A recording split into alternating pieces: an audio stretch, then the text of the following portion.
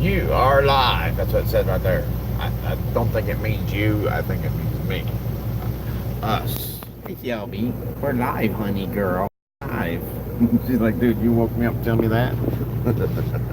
Anyhow, it is pitch black dark outside with the occasional lightning passing in the car. I am still where I pulled off by that scenic area across from the burn. Turns out that I've been reading on the trucker path that truck stop at Irish Bayou. If you know any truckers, tell them don't bother stopping here. It had been burned down, and because of that, obviously, no one's done anything with it. Excuse me. It is probably never going to be rebuilt. It's now a real busy intersection here. So, but anyhow, so I'm been working magic in that. Coloring book.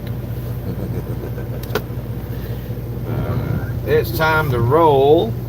A couple minutes early, I suppose. Oh, sorry, let me.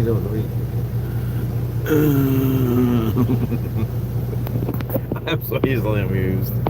Oh, it's amazing what a little bit of rest will do to you. You know, and the mama will tell you it makes me all kinds of silly. She's one of these when she wakes up, she's like, don't talk to me or I'll kill you.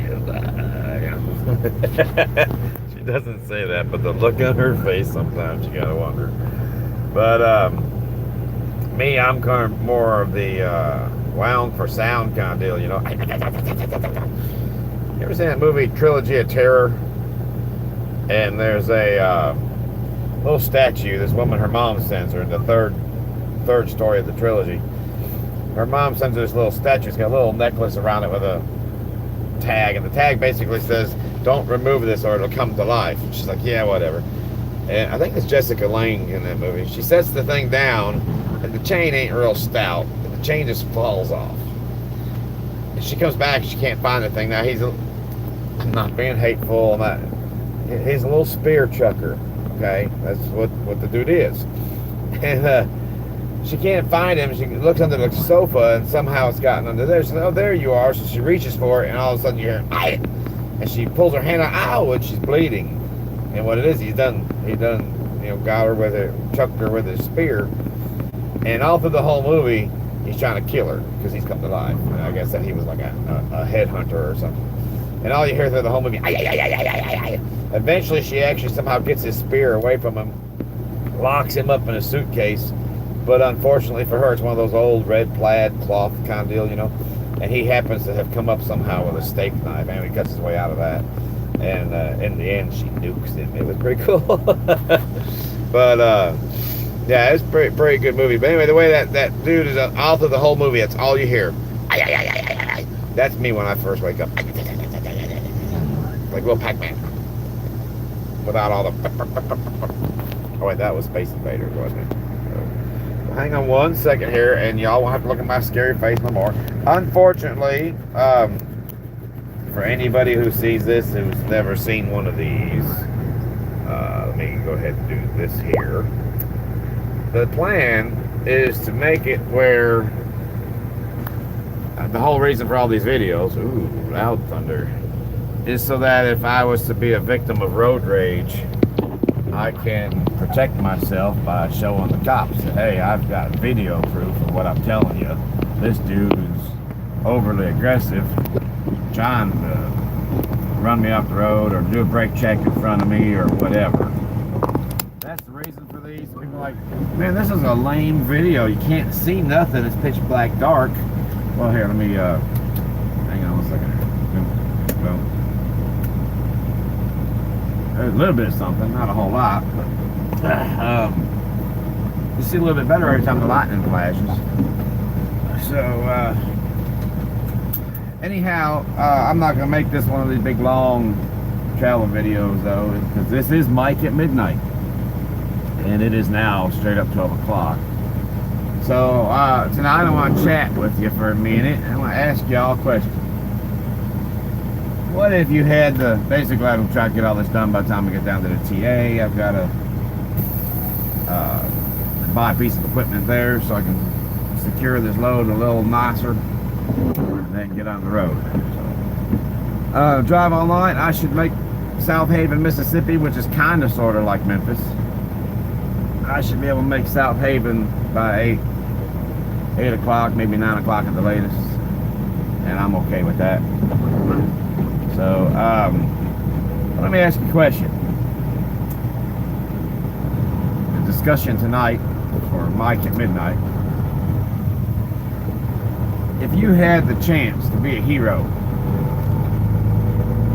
you're minding your own business, I don't know, standing at a bus stop, walking down the street from a shopping mall, what have you.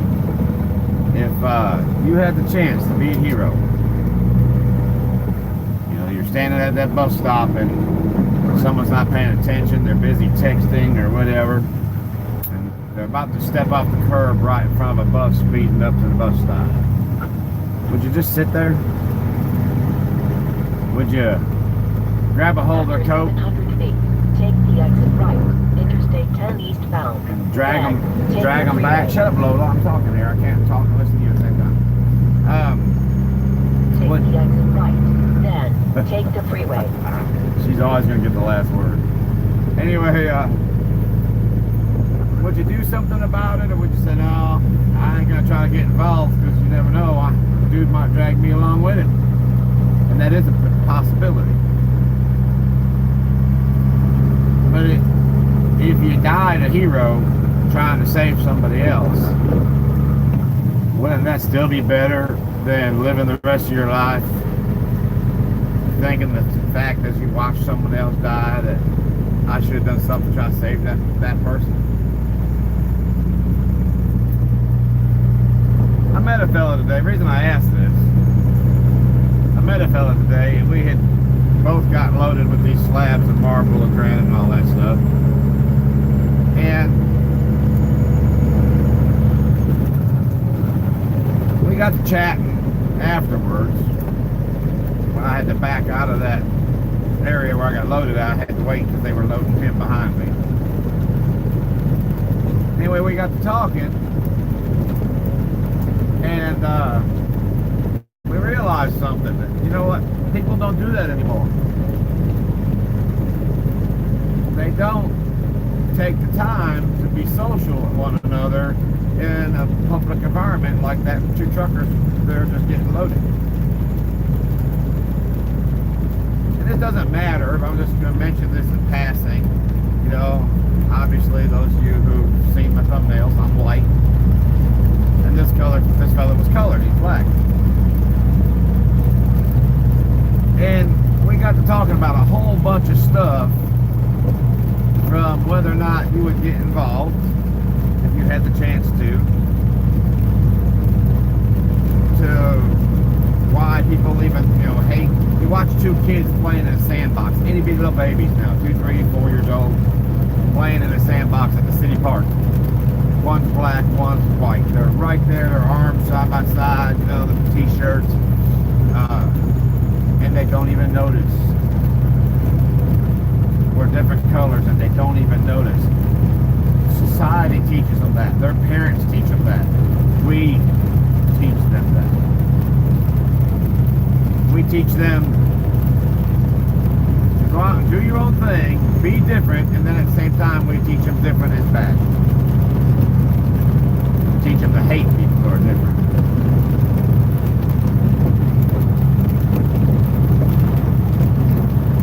And so we got to talking about people who might help unless the person was someone who they were taught to hate. And I would like to think that even someone who's racist, that sees someone of the race that they despise about to walk in front of a bus, that they would grab the dude and say, hey man, watch what you're doing. Maybe call them stupid or something in the process, but actually make the effort to save that life. We got to talking about how people don't look each other in the eye anymore when they talk, even if they are talking in public or private. Nobody looks each other in the eye anymore because we're too busy looking at our freaking phones. if you do walk down the street and you see someone approaching you on the sidewalk, if the person is going to be, basically you're going to pass just like on a car, two cars on an American highway. He's going to be to your left, you're going to be to his left. Well, then you're going to look 5 degrees to the right, he's going to look 5 degrees to the right. And that causes 10 degrees variance between you. Neither one of you can look each other in the eye as you pass, much less say, hey, how you doing today? Which is me. I'll look folks right in the eyes as I'm walking past them. And even if they turn their head, because that's kind of the thing to do anymore, I say, hey, how's it going today? Even if they don't respond. Now, sometimes I feel like if they're being rude about it, I will answer for them loudly enough that they can hear me as I'm continuing to walk by. Oh, fine, how are you? Or like, you hold the door open and you say, hey, come on in out of the rain there, neighbor. The guy walks in, instead of saying thanks or anything else, he just walks by and doesn't even hold the door in return for you to walk out. And so I'll do the same thing. He'd be, hey there, thanks, truck driver.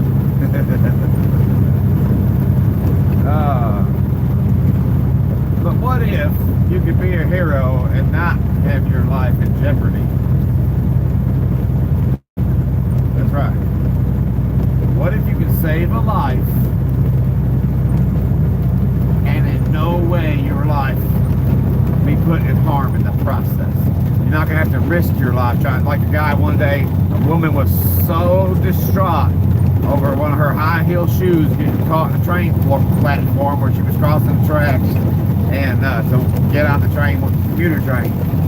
She thought she was about to miss her train. Unfortunately for her, that wasn't the train that was pulling up into the station. In fact, it was speeding through the station at like 50 miles an hour, but it was authorized to be doing 70.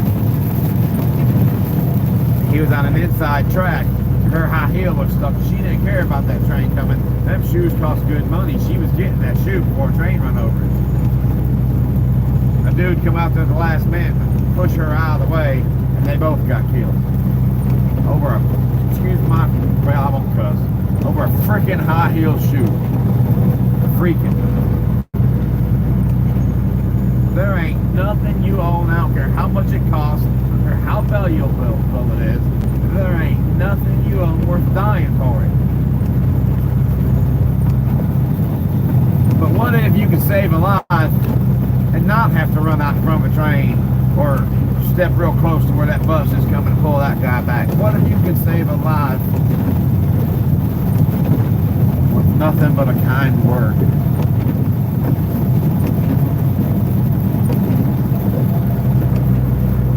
What if you could save a life with nothing but a kind word?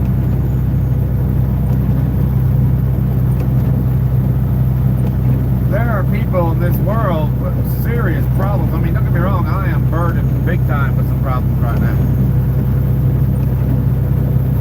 But even my problems, as serious as they are, very serious.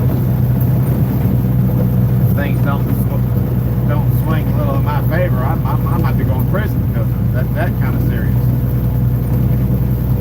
Yet, even that pales in comparison to some of the problems people have, where they decide that life just sucks.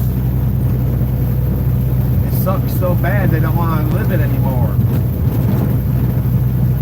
Get ready to check out at work, they're going to put everything in order, go home, put everything in order as well, if they haven't done that already. They're going to leave this world. Because the people are the trolls. I can't remember that little girl's name, little girl, 17-year-old, I think, maybe 16 years old, killed herself over some guy saying some mean, hateful stuff to her. And because emotionally, it was troublesome for her. People are like that. I mean, not everybody. I would like to believe that it's a few people like that, not a bunch. No idea, but that's what I'd like to believe. It's not the entire civilization.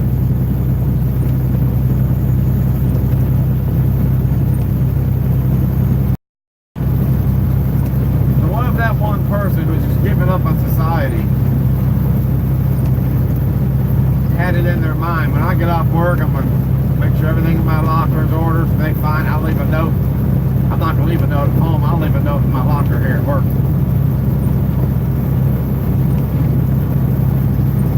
I'm going to go home. I'm going to choke on some pills. Take out Daddy's gun out of the desk and blow my brains out. Whatever. Go out to the garage, run a garden hose, put the tailpipe of the car into the window, roll it up. That used to be the big thing back in the 70s. What if all it took was you saying something nice to that person? You never know. Never mind when society says, oh, you can't talk to anybody in public. You walk up to the cash register, you just keep your mouth shut. You just wait till they tell you, and then you give them that amount of money and you go on your way. Well, first off, how about starting to tell people when they give you your change, which is their job. You handed them X amount of money, they owe you this amount of money back. That's their job. But just out of kindness, how about saying, hey, thank you, have a good day. How about when it's your turn to the register, you say, hey, how you doing today? Happy Monday. I always tell people, hey, hang in there, it's only the third Monday of the week. One more Monday to go, then it's Friday. There ain't no Tuesday, Wednesday, Thursday in my world. Monday, Monday, Monday, Monday, Friday. Sometimes Friday's like Monday too. But only till 5 o'clock. Then it's Friday no matter what. But what if every you start spending a little kindness? What if everywhere you go, you just start saying hi to people for the sake of saying hi? You think you're weird. Man, whoever you are. They think you're weird. Weirdo. But somewhere in all those people you pass. What if somewhere's that one person having such a bad day that emotionally is just hurting so badly inside they don't feel like going on anymore, and all it takes is one person to share a kind word with them and a smile for them to decide maybe I won't give up on life just yet after all.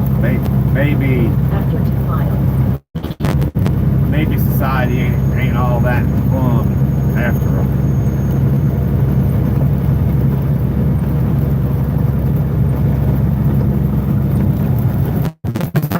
One of my favorite movies. I'll admit it. I am a big 56-year-old, well, I ain't had Christmas yet for 56, so big 55-year-old crybaby. We're in Slidell, Louisiana, by the way, pulling into the TA truck stop here.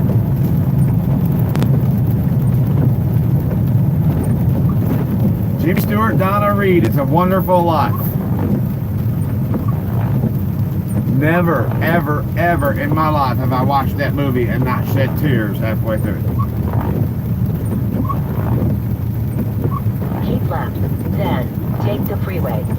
Tears of heartache, tears of joy, tears of pain, tears of sorrow, all the above. I've never watched that movie without crying. After 1 mile, keep left. And like most of y'all, Christmas time, we see the same movies over and over.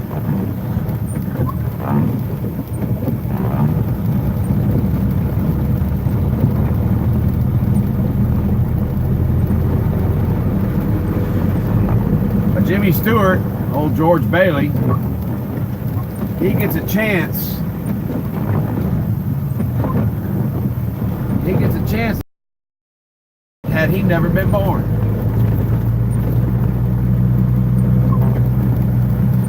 He never realized all the lives he's touched just by spreading a little kindness. And without him ever knowing it, he was as big a hero as his brother Harry. The one that, since he wasn't there to save Harry from falling through the ice. Harry was never there to save them guys in the aircraft carrier.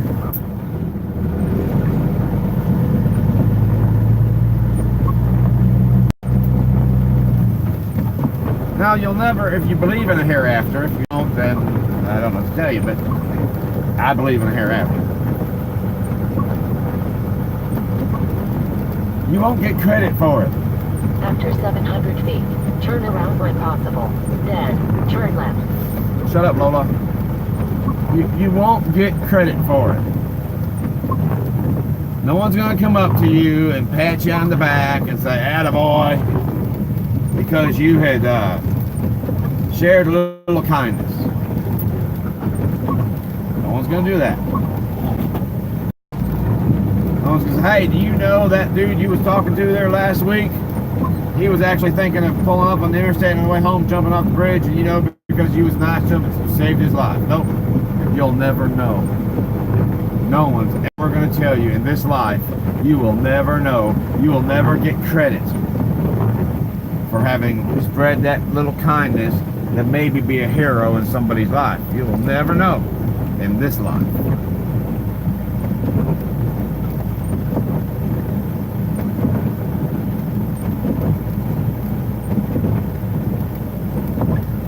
But what if you could save a life? Would you do it?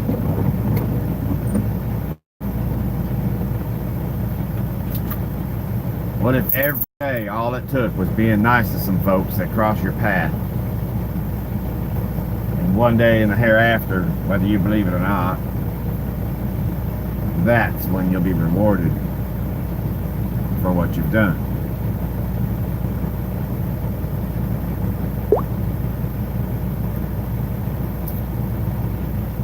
Something to think about. Long switch. I don't need the engine fan. I want the dome light. There we go. It may or may not ever come to pass, but you'll never know.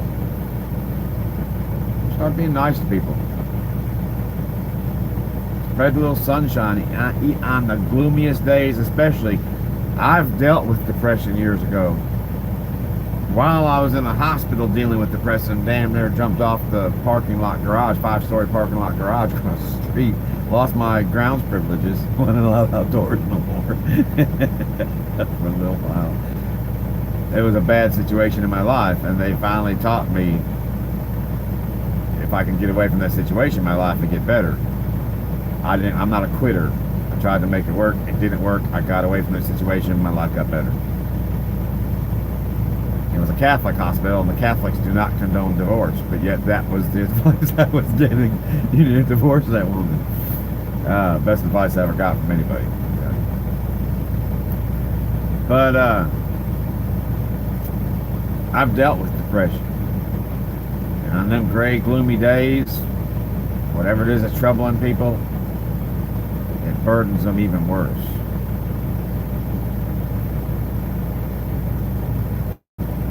Share a few kind words with some folks. Say hi. How you doing? Act like you, excuse my French, act like you really give a damn to the complete stranger that's bagging your groceries. A lot of times I notice that. We talk to the girl at the cash register, but we don't talk to the dude bagging the groceries.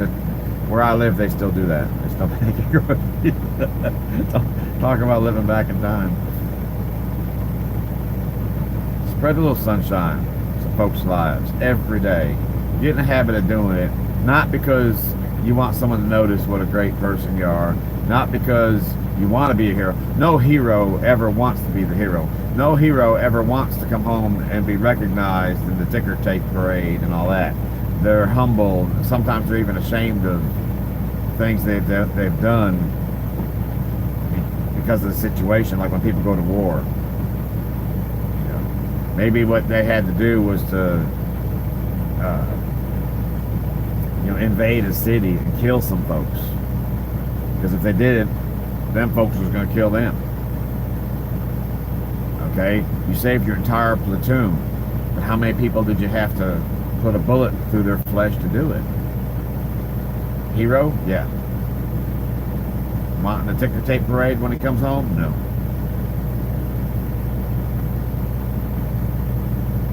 This guy today, his name was Will. 32 years old, I think it was. I was proud to meet him, and I told him so. Shook his hand. There's a lot you can judge, not judge as far as being judgmental, but judge as far as you taste the fruit to determine what kind of tree it is, kind of judge. You can tell a lot about a person by their handshake.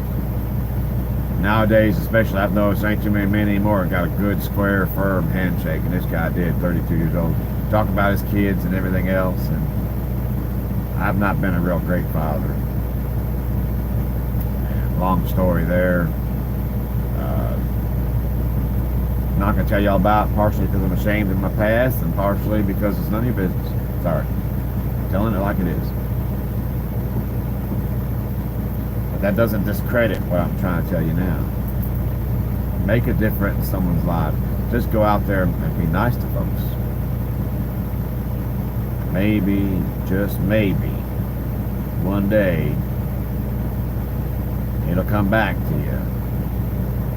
And you'll be rewarded for having saved a life. You never know. You might think, well, what if that's not even the case? What if I've never saved anyone's life at all? What did it cost you? A few kind words? To force these muscles in your face to go. I had a problem with that, because when I smile, the only way I can smile is I gotta really show all my missing teeth. But when I do my usual smile, I've noticed when I do my thumbnails for this, for example, this doesn't even look like, that's a smile. It doesn't even look like I'm smiling. That's the life that I've lived. You don't even want to know some of the heartaches I've been through.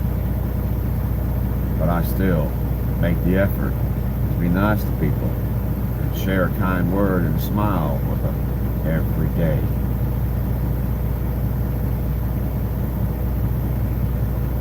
You'll never know. Or will you? Years ago, I get a wrecker call. I go pick up this guy. His four-wheel drive's broken down. No big deal. He can get it fixed the next day, no problems. Pick him up. His daddy owns a body shop. We told it to his daddy's body shop. They put it up inside there. We're going to work on it. A week later, and I had just he's a good kid too. That's the part that really bothers me about this. He was one of those that, had he lived, he might have made a difference in this world. You never know. He's like 19, 20 years old. One of those that has been good grades in school and never really been in trouble much, so dad's helping him out. Dad helping him buy his truck. You know, dad's making sure he's always got some money in his pocket. Being well behaved, if you have family that's got money, sure pays off, trust me. But anyhow, I was proud to meet this kid. We just had some good conversation. When you're driving a tow truck, that's what you do, especially when you get this guy. I forget how far he was, a little ways out of town, maybe about 45 minutes. So it was a nice drive, you know, talk, get to know each other some. A week later, he was dead.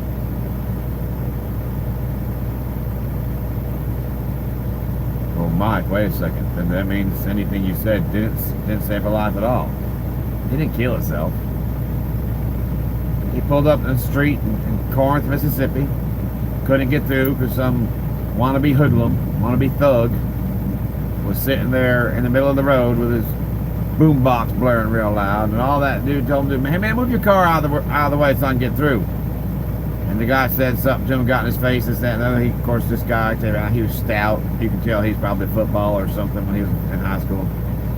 He wasn't about to back down from the wannabe thug. And the kid, black kid, and again, ain't got nothing to black and white. Don't think I'm going there, I'm not. Just saying like it is. Killed this guy. And then the dumbass sits there and waits for the cops. Either he is wanting to go to prison, or he ain't real bright.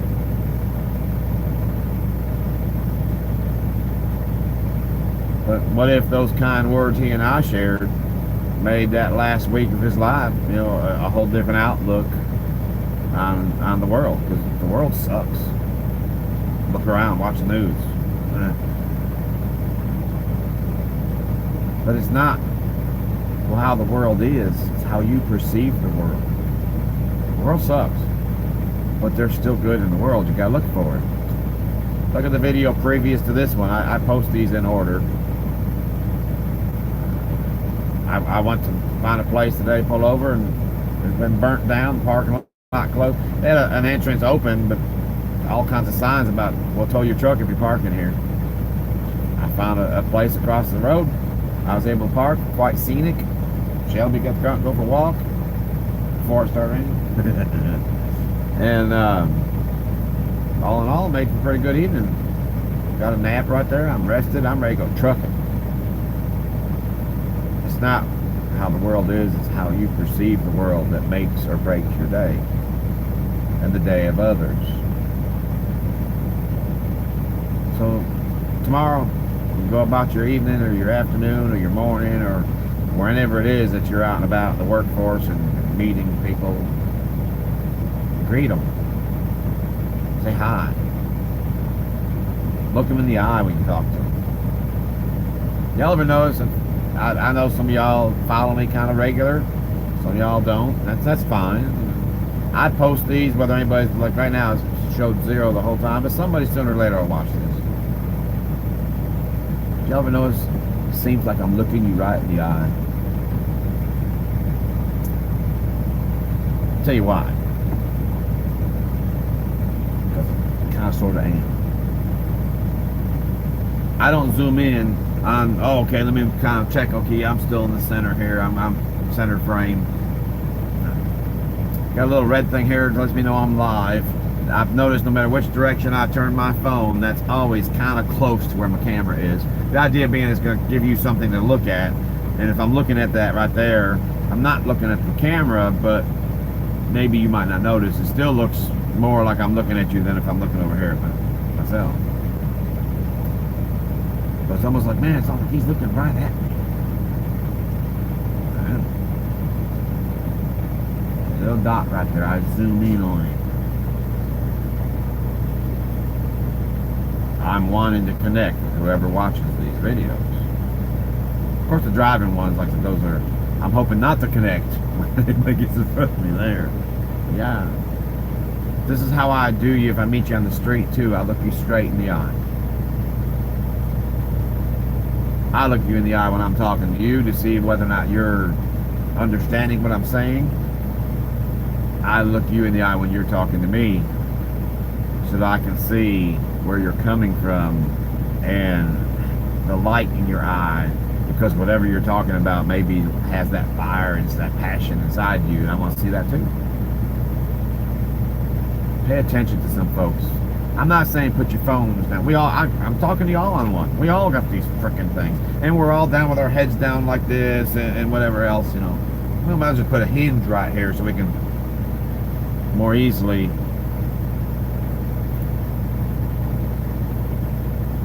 But yeah, when you're in a public setting, put it down.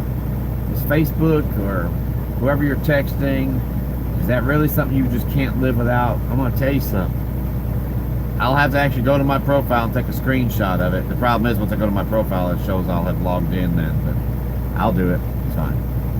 I haven't been on Facebook since I think like 2014. Whenever it was, it had to be 2014 because that's the year my wife and I got married.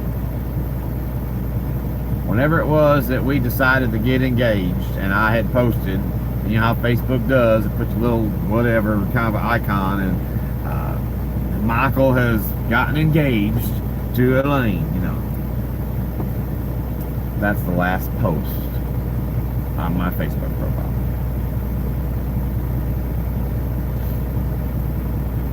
I'm about to go inside this truck stop right now, get something that I need to help secure this load a little better. And I don't care black, white, brown, or otherwise. I don't care one person or 15. I'll say hi to every one of them, even if they don't say hi back. Even if they won't look me in the eye, I'm going to look them in the eye and say, hey, how you doing this evening? You know, when I leave, and I'll say something like, hey, y'all try to keep dry now. Have a good evening. Have a good night. Whatever. I will always leave them with some well-wishing. And some of them won't even notice, some of them won't give a damn, but I guarantee you there'll be at least one in there saying, hey, you know, that guy actually seems like he kind of cares about my evening here. And I do. Truckers can be jerks. I'm trying to be polite here, not clean my language up. I'm a trucker, so it's hard to do, but I'm trying. But they can be real buttholes. Okay. Can you imagine standing in front of a cash register all day long, dealing with trucker after trucker after trucker and all his frustrations and problems because his dispatcher is lying to him and the broker is lying to him, cheating him out of money, whatever else. Chances are someone in his life ain't doing right by him at home or who knows what. And instead of trying to absorb all that and work through it all, he's going to take it out on the person at the register. Case in point, I'm going to tell y'all this one little short story here, and I'm going to get off here. I got places I got to go. Years ago, before Pilot bought Flying J, they were two separate entities. Flying J and Pilot were competition to each other. Now they're the same company. I was at the Flying J in Birmingham, Alabama. And for those of you who've never been to Birmingham, Alabama, just like Atlanta, Detroit, some others, is a city that's predominantly black. Maybe, I don't know if I should say predominantly, but there is a greater population of black than most cities of that same size. Or maybe a little smaller. There are a lot of black folks in Birmingham, Alabama. Don't care, black, white, or otherwise, doesn't bother me. Another story about that, and I'll tell you that, save that one for another day. But anyway, there's this old black woman at the cash register. Now, not just any old black woman. It's the kind of black woman that, just by looking at her, you don't even have to be religious and realize this woman looks like she's devout in her church. She don't only believe what she reads in her Bible, but she goes home and she lives it. And no matter how bad them little thug wannabe grandchildren of hers are, they have nothing but respect in Mama's house. The kind where they know Mama will whoop you and don't think twice about it. Have respect in Grandma's house. So I went back. Nowadays everybody got cell phones, but back then, before cell phones, in fact pagers were still kind of a thing back then. You would go to a room in the back of the truck stop that had several payphones in it. Some of those phones they weren't payphones. It was a little blue box looking kind of a thing with no buttons on it, and you would just pick the receiver up and it dialed the operator. I was like 1-ATT or 1-800-COLLECT, one of those. Anyways, there was no buttons on it. You just picked it up and it automatically dialed, and you made collect calls from it or calling cards from it. So while I'm back on the phone checking in at my dispatcher, the guy on the phone next to me, and I mean big, fat, redneck, butt crack sticking out, chain in the wallet, anything you can think of to tie a trucker and a redneck together in the same person, greasy trucker and a redneck. The only thing he probably had a wife beater t-shirt on, but you couldn't tell from the flannel shirt he was wearing. But pardon me. He was in the phone next to me getting the numbers that you need to fill out a com check to get cash from the register at the truck stop. Now mind you, if I wanted to be slick, now you can't do it now, there's more information required, but back then anybody who has that number, like 11, 12 digits, something like that, anybody who has that number can get that money. Whereas now you gotta have more information, driver ID and all this other stuff. But he got to the register in front of me. Now there's already somebody in the register in front of him in line. So when that person gets waited on, that other dude steps up to the counter, he hands this woman that check, and he says, "I need to cash that." She's okay. She says, "Can I see your ID, sir?" Using the F word, and he wasn't saying F. He was, you know, you ever seen Meet the Fockers? All right. Robert De Niro, Billy Crystal? Robert De Niro and somebody, I remember. I think it was Billy Crystal. No, it was Ben Stiller, I think. Anyways, Y'all know the movie I'm talking about, I'm sure. And watching you come. So he's saying fuckers, the F word. Don't you effing think I'm who I say I am? But raised his tone of voice, cussing this woman. And you can see the expression that suddenly came to her face. She's not used to being talked to that way. And honestly, I think she knew the word exists. We all do, but I don't think she ever really had been exposed to the word a whole lot in her life. Well, you don't think I'm effing who I say I am? And she's getting kind of flustered being talked to like that. Most people would sit there and just shut their mouth and wait for them to work it all out and then gone on. Now, homie. Maybe sometimes I should mind my own business, but that's not in me. So I stepped up and said, hey man, she don't want to see your ID to make sure you're who you say you are. She wants to see your ID to make sure I'm not who you say you are.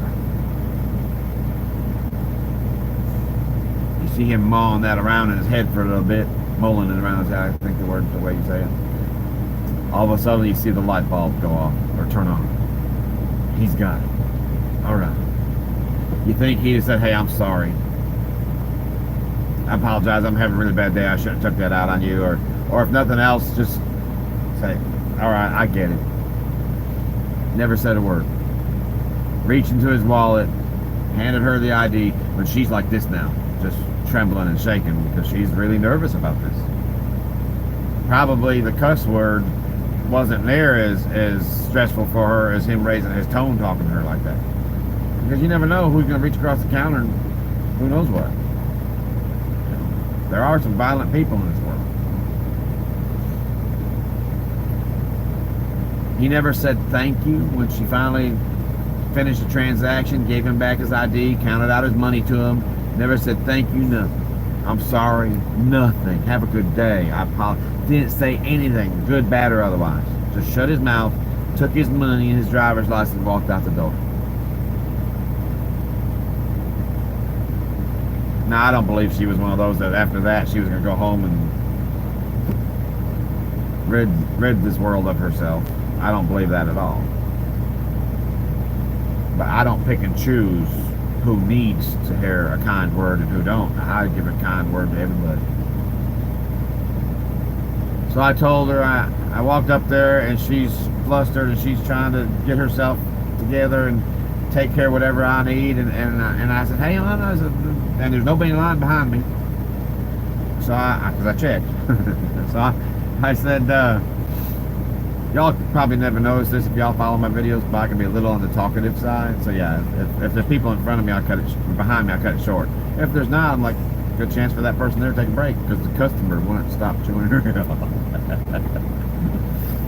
But anyway, I told her, hey, hon, I said, just compose yourself. Well, I ain't no hurry here. I said, man, don't let people like that get to you. She's just tell it's bothered her bad. And I told her, I said, now, don't let people talk to you that way. I said, when someone, and like I said, back then, pilot and flying jet were different, and the pilot is about 3 miles away in Birmingham. And as you need to tell people when they talk to you that way, this is what we require. You want your money, I need to see your identification. If that doesn't work for you, carry your happy ass down to the pilot. Oh, I can't talk to him like that, I'll lose my job. And I said, hon, you was looking for a job when you got this one. It works the same way years later. You just do that same process all over again until you find out. But what if I didn't say anything at all, just let her try to cope with that all on her own, and maybe that might have messed up the rest of her whole day?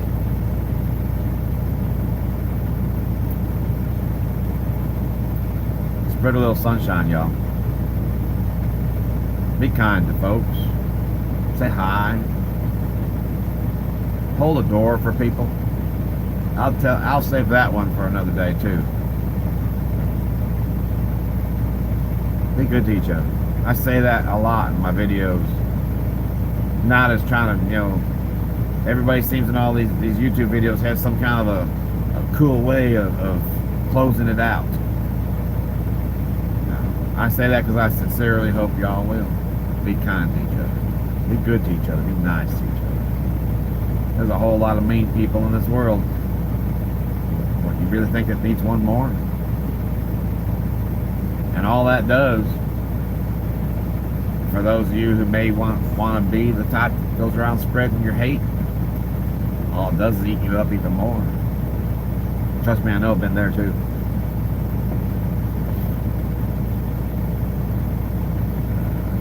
You know, if you poke yourself with a thorny bush, you have technically pricked yourself. Well, I was the biggest pricked myself. It's only a curse word depending on the context you use it in.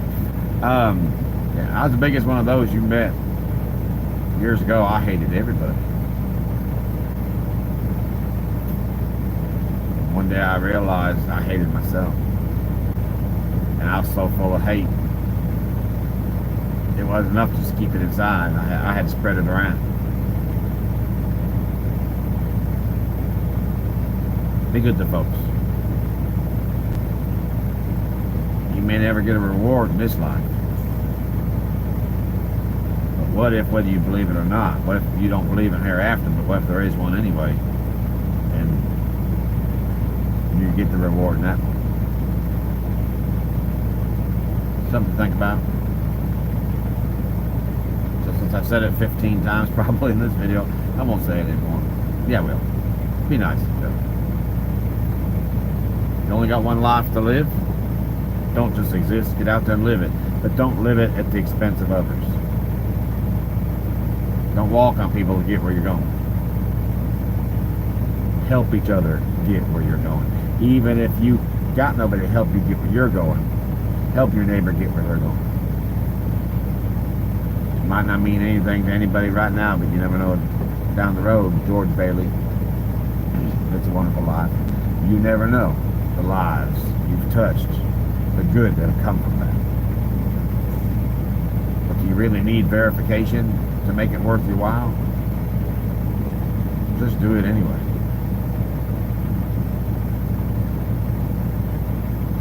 With that, I'm going to say good night. We'll get a 2-inch strap, put it around the front end of this load. Go trailer trucking. Y'all take care.